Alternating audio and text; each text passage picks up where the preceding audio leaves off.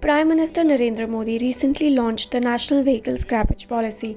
He said that the new policy will help in phasing out polluting vehicles across the country.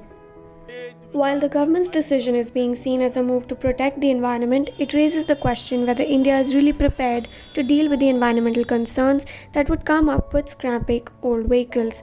Merely getting old vehicles off the road will not help address environmental concerns. If end-of-life vehicles are not discarded properly, they pose the danger of causing more pollution than when they were actually being used.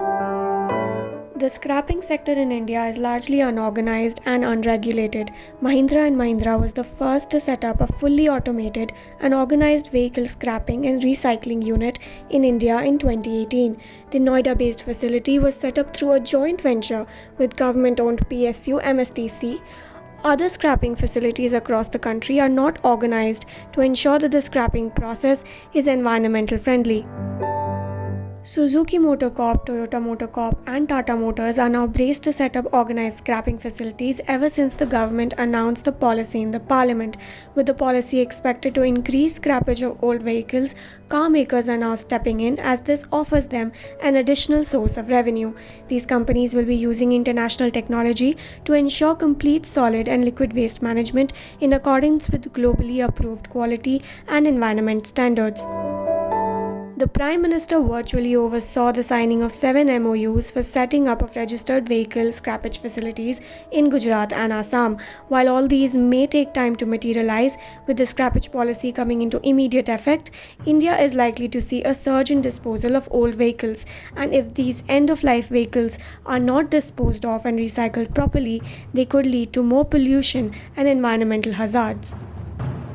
At present, nearly all the automobile scrapyards in India are managed by the semi-formal sector. Semi-formal recyclers use crude methods to recover materials and are poorly organized. There is currently no infrastructure or organized system for collecting, dismantling, shredding and processing of automobile scrap. Currently, scrap vehicles are cut and sold by low-tech units, causing low recycling gains and environmental pollution. Scrapped automobiles contain hazardous materials such as heavy metals, plastic, waste oil, lubricants, and lead-acid batteries.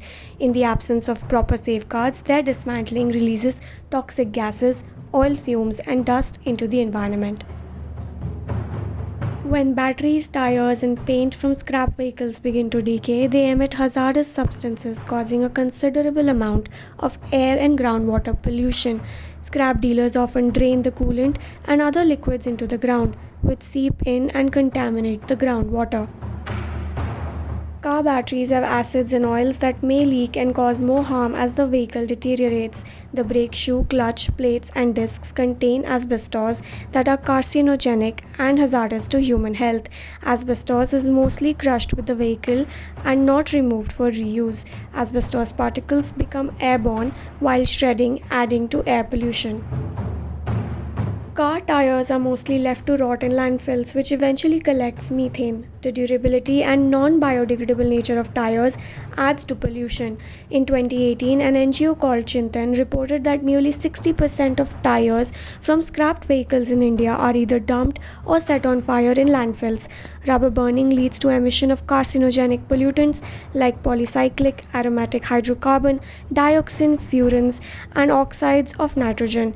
Tires can be retreated or upcycled. Auto fluff is another hazardous substance that is emitted when scrapping vehicles. It is a dusty mixture of plastics, foam, textiles, rubber, and glass from cars that can also be contaminated with rust, dirt, and a variety of fluids. It goes airborne and causes pollution. The presence of toxic heavy metals and harmful chemicals in the waste generated by these activities presents a direct menace for the health of people residing in proximity to scrapyards. In a proper end-to-end recycling process, more than 90% of a vehicle can be recycled and put back into use, while ensuring that it doesn't cause pollution.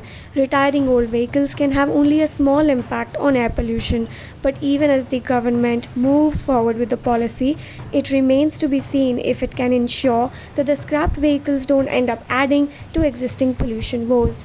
A Federal Report.